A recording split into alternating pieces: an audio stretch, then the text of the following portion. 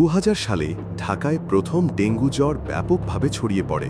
জনমনে আতঙ্ক, হাসপাতালে উপচে পড়া ভিড় আর রক্ত প্লাটিলেট জোগাড়ে হিমশিম গাওয়া সব মিলে এক ভয়ঙ্কর অভিজ্ঞতা ছিল তা।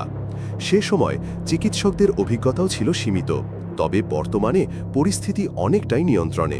চিকিৎসকরা এখন অনেক বেশি দক্ষ, মানুষও সচেতন। ডেঙ্গুর মূল বাহক এডিস ইজিপ্টাই মশা, তবে কিছু ক্ষেত্রে এডিস অ্যালবোপিক্টাস মশাও রোগ ছড়াতে পারে।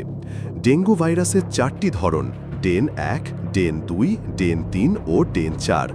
একজন ব্যক্তি 4 বার ডেঙ্গুতে আক্রান্ত হতে পারেন এবং পরবর্তীবার সংক্রমণ হলে ঝুঁকি অনেক বেড়ে যায়। ডেঙ্গুর প্রাথমিক রূপ হল ক্লাসিক্যাল ডেঙ্গু জ্বর।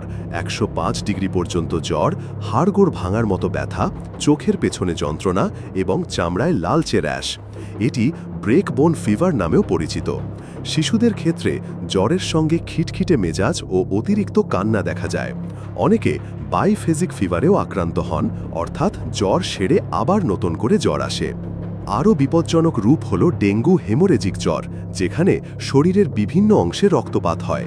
দাঁত, নাক, চোখ বা মাড়ি থেকে রক্ত আসে, এমনকি রক্তবমি বা রক্ত মিশ্রিত পায়খানা দেখা যায়। সবচেয়ে ভয়ঙ্কর অবস্থা ডেঙ্গুর শক সিন্ড্রোম, রক্তচাপ হঠাৎ কমে যাওয়া, অজ্ঞান হয়ে যাওয়া, প্রস্রাব কমে যাওয়া এবং মৃত্যুর আশঙ্কা। তাই ডেঙ্গুকে হালকাভাবে নেয়ার সময় এখনও আসেনি। সতর্ক থাকুন, ডেঙ্গু প্রতিরোধে মশা নিয়ন্ত্রণই সবচেয়ে বড় অস্ত্র।